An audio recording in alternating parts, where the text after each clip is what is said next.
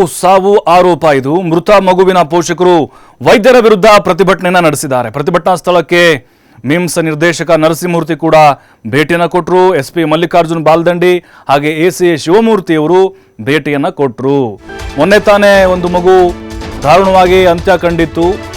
ಇದೇ ಮಂಡ್ಯ ಟ್ರಾಫಿಕ್ ಪೊಲೀಸರ ಬೇಜವಾಬ್ದಾರಿ ನಿರ್ಲಕ್ಷ್ಯದಿಂದ ಈಗ ಮತ್ತೊಂದು ಮಗು ಬಲಿಯಾಗಿದೆ. ವೈದ್ಯರ ನಿರ್ಲಕ್ಷ್ಯ ಅಂತೇಳಿ ಅದು ಸರ್ಕಾರಿ ಆಸ್ಪತ್ರೆ ಸಿಬ್ಬಂದಿಗಳ ವಿರುದ್ಧ ಕೇಳಿಬರ್ತಿರುವಂತಹ ಆರೋಪ. ಪ್ರತಿಭಟನಾ ಸ್ವರೂಪ ಬಹಳ ತೀವ್ರತೆಯನ್ನು ಪಡೆದುಕೊಂಡಿತ್ತು. ಪೊಲೀಸರು ಹಾಗೆ ಅಲ್ಲಿ ಆಸ್ಪತ್ರೆಯ ನಿರ್ದೇಶಕರು ಕೂಡ ಬಂದರು. ಸ್ಥಳದಲ್ಲೇ ಮಗುವಿಗೆ ಪರಿಹಾರವನ್ನ ಘೋಷಣೆ ಮಾಡಿ ಅಂಥೇಳಿ ಪ್ರತಿಭಟನಾ ನಿರತರು ಒತ್ತಾಯವನ್ನು ಮಾಡಿದರು. ಈ ವೇಳೆ ನಾವು ಪರಿಹಾರವನ್ನ ಕೊಡಲು ಆಗಲ್ಲ ಅಂತ ನಿರ್ದೇಶಕ ಹೇಳಿಬಿಟ್ರು. ಬಾಲಕಿಗೆ ವೈದ್ಯರು ಸರಿಯಾದ ಚಿಕಿತ್ಸೆಯನ್ನ ನೀಡಿದ್ದಾರೆ, ತನಿಖೆಯಾಗುತ್ತೆ, ನಿರ್ಲಕ್ಷ್ಯ ಏನಾದರೂ ಇದ್ರೆ ಕ್ರಮ ಅಂತ ಹೇಳಿ ನಿರ್ದೇಶಕ ಹೇಳಿಬಿಟ್ರು. ಈ ವೇಳೆ ಡಾಕ್ಟರ್ ನರಸಿಂಹಮೂರ್ತಿಗೆ ಪ್ರತಿಭಟನಾಕಾರರು ತರಾಟೆಗೆ ತೆಗೆದುಕೊಂಡ್ಬಿಟ್ರು. ವೈದ್ಯರ ನಿರ್ಲಕ್ಷ್ಯದಿಂದಲೇ ಈ ಸಾವಾಗಿದೆ. ನಿಮ್ಮ ಮಕ್ಕಳಾಗಿದ್ರೆ ಇದೇ ರೀತಿ ಮಾಡ್ತಿದ್ರೇನ್ರಿ ನೀವು? ಮಿಮ್ಸ್ ವೈದ್ಯರು ಹೊರಗಡೆ ಕ್ಲಿನಿಕ್ನಲ್ಲಿ ಕೆಲಸ ಮಾಡ್ತಾರೆ, ಆದರೆ ನಿರ್ದೇಶಕರಾಗಿ ನೀವು ಕ್ರಮ ಕೈಗೊಂಡಿದ್ದೀರಾ ಅಂತ ಕ್ಲಾಸ್ ತೆಗೆದುಕೊಂಡ್ರು. ತಪ್ಪಿತಸ್ಥರ ವಿರುದ್ಧ ಎಫ್ಐಆರ್ ದಾಖಲಿಸಿ ವಜಾ ಮಾಡಬೇಕು ಅಂತ ಆಗ್ರಹವನ್ನು ಮಾಡಿದರು. ನೋಡಿ, ಸಾನ್ವಿ ಅನ್ನುವಂಥ ಒಂದು ಬಾಲಕಿ ಟೈಲ್ಸ್ ಬಿದ್ದು ಆಕೆಯ ಪಾದದ ಮೂಳೆ ಮುರಿದಿರುತ್ತೆ. ಮೇ 29 ಗುರುವಾರ ಅಡ್ಮಿಟ್ ಮಾಡಿರ್ತಾರೆ ಮಿಮ್ಸ್ಗೆ ಅವ್ರ ತಂದೆ. ಎಲ್ಲ ಪರೀಕ್ಷೆ ಆಗುತ್ತೆ. ಗುರುವಾರ ರಾತ್ರಿನೇ ಸಾನ್ವಿಗೆ ಆಪರೇಷನ್ ಮಾಡ್ತಾರೆ. ಅದಾದಮೇಲೆ ರಾತ್ರಿ ವಾರ್ಡ್ಗೆ ಶಿಫ್ಟ್ ಮಾಡ್ತಾರೆ. ಶುಕ್ರವಾರ ಬೆಳಗ್ಗೆ ಆಕೆ ಆರೋಗ್ಯದಲ್ಲಿ ಏರ್ಪೇರು ಕಾಣಸಿಗುತ್ತೆ. ಆಮೇಲೆ ತೀವ್ರ ನಿಗಾ ಘಟಕ ಐಸಿಯುನಲ್ಲಿ ಚಿಕಿತ್ಸೆಯನ್ನು ಕೊಡಿಸೋಕೆ ಮುಂದಾಗ್ತಾರೆ. ಶನಿವಾರ ಬೆಳಗ್ಗೆ ಡ್ರಿಪ್ ಮೂಲಕ ಔಷಧಿ ನೀಡಲಾಗಿತ್ತು. ಔಷಧಿ ಕೊಡ್ತಾ ಇದ್ದಂತೆ ಪ್ರಜ್ಞಾಹೀನ ಸ್ಥಿತಿಯನ್ನು ಬಾಲಕಿ ಸಾನ್ವಿ ತಲುಪ್ತಾಳೆ. ಶನಿವಾರ ರಾತ್ರಿ 10:30ರಲ್ಲಿ ಮಗು ಸಾವಿನ ಬಗ್ಗೆ ವೈದ್ಯರು ಮಾಹಿತಿ ಕೊಡ್ತಾರೆ. ಪೋಷಕರಿಗೆ ಮಾಹಿತಿ ಕೊಡಲಿಲ್ಲ ಇವರು. ಅದಕ್ಕಿಂತ ಮುಂಚೆ ಪೊಲೀಸರಿಗೆ ಹೋಗಿತ್ತು, ಯಾಕೆಂದರೆ ಡೆತ್ ಆಗಿದೆ ಅಂಥೇಳಿ. ಮೆಡಿಕಲ್ ವಿದ್ಯಾರ್ಥಿಗಳಿಂದ ಚಿಕಿತ್ಸೆಯನ್ನು ಕೊಡಿಸಿದ್ದೇ ಸಾನ್ವಿ ಸಾವಿಗೆ ಕಾರಣ ಅಂಥೇಳಿ ಕುಟುಂಬಸ್ಥರು ಪ್ರಶ್ನೆಯನ್ನು ಮಾಡಿದರು. ಇನ್ನು ಈ ಸಂದರ್ಭದಲ್ಲಿ ಬೇಜವಾಬ್ದಾರಿ ಉತ್ತರವನ್ನು ನೀಡಿದ್ದಾರೆ ಮಿಮ್ಸ್ನ RMO. ಆಕ್ರಂದನ ಸ್ಥಳದಲ್ಲಿ ಮುಗಿಲು ಮುಟ್ಟಿತ್ತು. ಅಂದರೆ ಅವ್ರದ್ದು ಈಗ ಅಲ್ಲಿ ಟ್ರೈನಿಗಳಂತ ಬಂದಿರ್ತಾರೆ, ಇಂಟರ್ನ್ಶಿಪ್ಗಂತ ಬಂದಿರ್ತಾರೆ. ಅವ್ರಿಗೆ ಗಂಧಗಾಳಿ ಏನೂ ಗೊತ್ತಿರೋದಿಲ್ಲ. ಅವ್ರ ಮೇಲೆಲ್ಲ ಬಿಟ್ಟು ಹೋಗ್ಬಿಡ್ತಾರೆ ಇವರು. ಬೇರೆ ಬೇರೆ ಪ್ರೈವೇಟ್ ಕ್ಲಿನಿಕ್ಗಳು ಅಥವಾ ಇವ್ರದೇ ಒಂದು ನರ್ಸಿಂಗ್ ಹೋಮನ್ನು ಏನೋ ಮಾಡ್ಕೊಂಡಿರ್ತಾರೆ.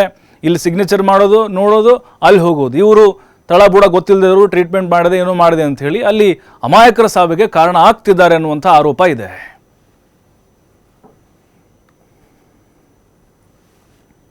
ಅಯ್ಯೋ, ನಾವು ಫೋನ್ ಮಾಡಿದ್ರೆ ಅಯ್ಯೋ ಗುರುವಾರ ದಿನ ಆಪರೇಷನ್ ಆಯ್ತು. ಮತ್ತೆ ನಮಗೆ ಕಣ್ಣಿಗೆ ನಿದ್ದೆ ಬರ್ಲಿಲ್ಲ. 10:30 11 ಗಂಟೆಗೆ ವಾಣಿಗೆ ಕೊಟ್ಟವ್ರೆ.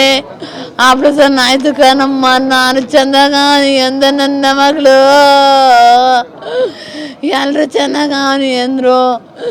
ನಾನು ಶುಕ್ರವಾರ ದಿನ ಫೋನ್ ಮಾಡಿದ್ಕೆ ಅಮ್ಮ ಬಮ್ಮ ನೀನು ಅಂದು. ನಾನು ನೋಡಕ್ಕೆ ಮಧ್ಯಾಹ್ನಕ್ಕೆ ಬಂದ. ನನ್ನ ಮಗಳು ನನ್ನ ನೋಡಕ್ಕೆ ಎಚ್ಚರ ಆಗಿ ಮನಗಿದ್ಲ.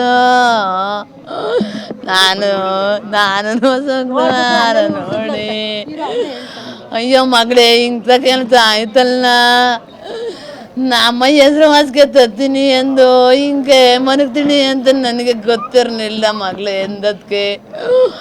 ಅಮ್ಮ ನೀನು ಅಳ್ಬೇಡ ಅಂತ ಕಣ್ಣೀರು ಸ್ವೀಟಿನ ನಾನು ಚೆನ್ನಾಗಿ ಶನಿವಾರ ದಿನ ಡಿಸ್ಚಾರ್ಜ್ ಮಾಡಿಸ್ಕೊ ಬರ್ತೀನಿ ಅಂದು.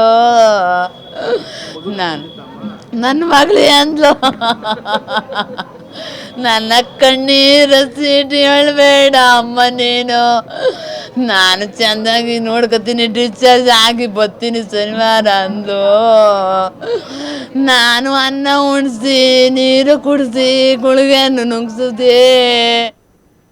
ಈ ಬಗ್ಗೆ ಮತ್ತಷ್ಟು ಮಾಹಿತಿ ಕೊಡ್ತಾರೆ ನಮ್ಮ ಮಂಡ್ಯ ಪ್ರತಿನಿಧಿ ಶಶಿಕುಮಾರ್ ನೇರ ಸಂಪರ್ಕದಲ್ಲಿ. ಶಶಿಕುಮಾರ್, ಮೊನ್ನೆ ತಾನೇ ಬಾಲಕಿ ಸಾವನ್ನಪ್ಪಿದ್ಲು ದಾರುಣವಾಗಿ ಟ್ರಾಫಿಕ್ ಪೊಲೀಸರ ನಿರ್ಲಕ್ಷ್ಯ. ಈಗ ನೋಡಿದ್ರೆ ಮಿಮ್ಸ್ ವೈದ್ಯರ ನಿರ್ಲಕ್ಷ್ಯ, ಸಿಬ್ಬಂದಿ ನಿರ್ಲಕ್ಷ್ಯ ಅಂತ ಹೇಳ್ತಾ ಇದ್ದಾರೆ. ತನಿಖೆ ಆದಮೇಲೆ ಅದಕ್ಕೆ ಎಲ್ಲದಕ್ಕೂ ಸ್ಪಷ್ಟತೆ ಸಿಗುತ್ತಾ, ಅಥವಾ ಅಲ್ಲಿ ಏನು ಇಂಟರ್ನ್ಶಿಪ್ಪು ಅಥವಾ ಮೆಡಿಕಲ್ ಸ್ಟೂಡೆಂಟ್ ಇರ್ತಾರೆ ಅವ್ರ ಮೇಲೆನೇ ಜವಾಬ್ದಾರಿ ಕೊಟ್ಟು ಕೆಲ ಖಾಸಗಿ ಆಸ್ಪತ್ರೆಗಳಲ್ಲಿ ಏನು ಅಲ್ಲಿನ ಸರ್ಕಾರಿ ಆಸ್ಪತ್ರೆ ವೈದ್ಯರು ಕೆಲಸ ಮಾಡ್ತಿರ್ತಾರೆ, ಇದೆಲ್ಲವೂ ಕೂಡ ಸಾವಿಗೆ ಕಾರಣ ಆಗಿರಬಹುದಾ? ಹೇಗೆ ಅನುಮಾನಗಳೇನು? ಪ್ರಭು, ಇದೇ ವಿಚಾರವಾಗಿ ಪೋಷಕರು ಮತ್ತೆ ಹೋರಾಟಗಾರರು ಆ ಮಿಮ್ಸ್ ಆಡಳಿತ ಮಂಡಳಿ ಮತ್ತು ವೈದ್ಯರ ವಿರುದ್ಧ ಆಕ್ರೋಶವನ್ನ ಹೊರಹಾಕ್ತಿರ್ತಕ್ಕಂಥದ್ದು. ಏನು ಸಾನ್ವಿ ಅಂತೇಳಿ ಮಂಡ್ಯ ಜಿಲ್ಲೆ ಮಳವಳ್ಳಿ ತಾಲೂಕು ನೆಲ್ಲೂರು ಗ್ರಾಮದವಳು 7 ವರ್ಷದ ಬಾಲಕಿ. ಆಕೆ ಕಾಲ ಮೇಲೆ ಒಂದು ಟೈಲ್ಸ್ ಬಿದ್ದು ಆಕೆಗೆ ಗಂಭೀರವಾದಂತಹ ಗಾಯ ಆಗಿರ್ತದೆ. ಆಕೆಗೆ ಶಸ್ತ್ರಚಿಕಿತ್ಸೆ ಮಾಡಬೇಕು ಅಂತೇಳಿ ವೈದ್ಯರು ಕೂಡ ಸಲಹೆಯನ್ನ ಕೊಟ್ಟಿರ್ತಾರೆ. ಹೀಗಾಗಿ ಮಂಡ್ಯದ ಮಿಮ್ಸ್ ಆಸ್ಪತ್ರೆಗೆ ಆಕೆಯ ಪೋಷಕರು ಮಂಡ್ಯಕ್ಕೆ ತಂದು ಅಡ್ಮಿಟ್ ಮಾಡಿರ್ತಾರೆ. ಅಡ್ಮಿಟ್ ಮಾಡಿದ ಸಂಜೆನೆ ಆಕೆಗೆ ಶಸ್ತ್ರಚಿಕಿತ್ಸೆ ಕೂಡ ಯಶಸ್ವಿಯಾಗಿ ಮಾಡ್ತಾರೆ. ಅದಾದ ನಂತರದಲ್ಲಿ ವಾರ್ಡ್ಗೂ ಕೂಡ ಶಿಫ್ಟ್ ಮಾಡಿರ್ತಾರೆ. ಆದ್ರೆ ಶಸ್ತ್ರಚಿಕಿತ್ಸೆ ಆದ ನಂತರದಲ್ಲಿ ವಾರ್ಡ್ಗೆ ಶಿಫ್ಟ್ ಮಾಡಿದ ನಂತರವೂ ಕೂಡ ಆ ಸಾನ್ವಿ ತನ್ನ ತಾಯಿ ಹತ್ರ ಮಾತನಾಡಿರ್ತಾಳೆ. ಅಮ್ಮ ನೀನ್ ಅಳಬೇಡಮ್ಮ, ನಾನು ಆರೋಗ್ಯವಾಗಿದ್ದೇನೆ, ನಾನು ಮತ್ತೆ ಮನೆಗೆ ಬರ್ತೇನೆ ಅಂತೇಳಿ ಆಕೆಗೆ ಆ ಸಾಂತ್ವನವನ್ನು ಕೂಡ ಹೇಳಿರ್ತಾಳೆ. ಆದ್ರೆ ಚೆನ್ನಾಗೇ ಇದ್ದಂತ ಸಾನ್ವಿ ಏಕಾಏಕಿ ನಿನ್ನೆ ಪ್ರಜ್ಞಾಹೀನ ಸ್ಥಿತಿಗೆ ತಲುಪಿ ಮೃತಪಟ್ಟಿದ್ದಾಳೆ ಅನ್ನೋದು ಈಗ ವೈದ್ಯರಿಂದ ಮಾಹಿತಿ ಲಭ್ಯವಾಗಿರ್ತಕ್ಕಂಥದ್ದು. ಆ ಒಂದು ವಿಚಾರವಾಗಿ ಪೋಷಕರು ತಮ್ಮ ಆಕ್ರೋಶವನ್ನು ಕೂಡ ಹೊರಹಾಕ್ತಾ ಇರ್ತಕ್ಕಂಥದ್ದು. ಪೋಷಕರಿಗೆ ಇದೀಗ ವಿವಿಧ ಸಂಘಟನೆಗಳು ಕೂಡ ಸಾಥ್ ನೀಡಿರ್ತಕ್ಕಂಥದ್ದು. ವಿವಿಧ ಸಂಘಟನೆಗಳು ಕೂಡ ಪೋಷಕರ ಜೊತೆ ಸೇರಿ ಮೃತ ಬಾಲಕಿಯ ಕುಟುಂಬಕ್ಕೆ ಸಾವಿಗೆ ನ್ಯಾಯವನ್ನ ಒದಗಿಸಬೇಕು ಅನ್ನೋ ಒಂದು ಆಗ್ರಹವನ್ನ ಮಾಡ್ತಿರ್ತಕ್ಕಂಥದ್ದು. ಅದೇ ನಿಟ್ಟಿನಲ್ಲಿ ಮಂಡ್ಯದ ಮಿಮ್ಸ್ ಆಸ್ಪತ್ರೆಯ ಅಧೀಕ್ಷಕರ ಕಚೇರಿ ಎದುರು ಪ್ರತಿಭಟನೆಯನ್ನು ಕೂಡ ಮಾಡಿದ್ರು. ಪ್ರತಿಭಟನೆ ಮಾಡಿದಂತ ಆರಂಭದಲ್ಲಿ 3 ಗಂಟೆಗಳಾದ್ರೂ ಕೂಡ ಯಾವೊಬ್ಬ ಅಧಿಕಾರಿಗಳು ಕೂಡ ಸ್ಥಳಕ್ಕೆ ಆಗಮಿಸಿರಲಿಲ್ಲ. DC ಅವ್ರು ಬರಬೇಕು, ಜನಪ್ರತಿನಿಧಿಗಳು ಬರಬೇಕು, ಮತ್ತೆ ಸಂಬಂಧಪಟ್ಟ ಮಿಮ್ಸ್ ಆಡಳಿತ ಮಂಡಳಿ ಬರಬೇಕು. ಈ ತಪ್ಪಿತಸ್ಥ ಯಾವ ವೈದ್ಯರಿದ್ದಾರೆ ಅವ್ರ ವಿರುದ್ಧ ಕ್ರಮ ಆಗ್ಬೇಕು ಅಂತೇಳಿ ಒಂದು ಪಟ್ಟನ್ನ ಹಿಡಿದ್ರು. ಆ ಸಂದರ್ಭದಲ್ಲಿ ಕಳೆದ ಮಧ್ಯಾಹ್ನ 12 ಗಂಟೆ ಸುಮಾರಿಗೆ ಮಂಡ್ಯ SP ಮಲ್ಲಿಕಾರ್ಜುನ ಬಾಲದಂಡಿಯವರ ನೇತೃತ್ವದಲ್ಲಿ ಅಧಿಕಾರಿಗಳ ತಂಡ ಬಂತು. ಈ ಸಂದರ್ಭದಲ್ಲಿ ಏನು ಮಂಡ್ಯದ ಮಿಮ್ಸ್ ನಿರ್ದೇಶಕರಾಗಿರ್ತಕ್ಕಂಥ ನರಸಿಂಹಮೂರ್ತಿ ಅವರು ಒಂದು ಉಡಾಫೆ ಉತ್ತರವನ್ನು ಕೂಡ ಕೊಟ್ರು. ಅಂದ್ರೆ ಏನು ಆರೋಗ್ಯವಾಗಿದ್ದಂತ ಮಗುಗೆ ಸೂಕ್ತ ಚಿಕಿತ್ಸೆಯನ್ನ ಇಲ್ಲಿನ ವೈದ್ಯರು ಕೊಟ್ಟಿದ್ದಾರೆ, ನಮ್ಗೆ ಪರಿಹಾರ ಕೊಡ್ಲಿಕ್ಕೆ ಬರೋದಿಲ್ಲ. ಹೀಗಾಗಿ ಏನು ಮರಣೋತ್ತರ ಪರೀಕ್ಷೆ ಬರುತ್ತೆ, ಮರಣೋತ್ತರ ಪರೀಕ್ಷೆಯನ್ನ ಆಧರಿಸಿ ಅವ್ರ ವಿರುದ್ಧ ಕ್ರಮವನ್ನ ಕೈಗೊಳ್ತೇವೆ ಅನ್ನೋ ಒಂದು ಉಡಾಫೆ ಉತ್ತರವನ್ನ ಕೊಡ್ತಾರೆ. ಆದ್ರಿಂದ ಕೆದರಳಿಕೆ ಹೋರಾಟಗಾರರು ಏನು ಮಿಮ್ಸ್ ನಿರ್ದೇಶಕರ ವಿರುದ್ಧ ಆಕ್ರೋಶವನ್ನು ಕೂಡ ಹೊರಾಕ್ತಾರೆ. ಅದಾದ ನಂತರದಲ್ಲಿ ಒಂದು ಏನು ಅವರ ಪಟ್ಟು ಹಿಡಿದು ಹೋರಾಟಗಾರ ಪಟ್ಟಿರ್ತದೆ, ಅದಕ್ಕೆ ಮಡದಂತ ಆಡಳಿತ ಮಂಡಳಿ ಮೈಸೂರಿನ KR ಆಸ್ಪತ್ರೆಯಲ್ಲಿ ಮಗುವಿನ ಮರಣೋತ್ತರ ಪರೀಕ್ಷೆಯನ್ನ ನಡೆಸಿ ಅದರಿಂದ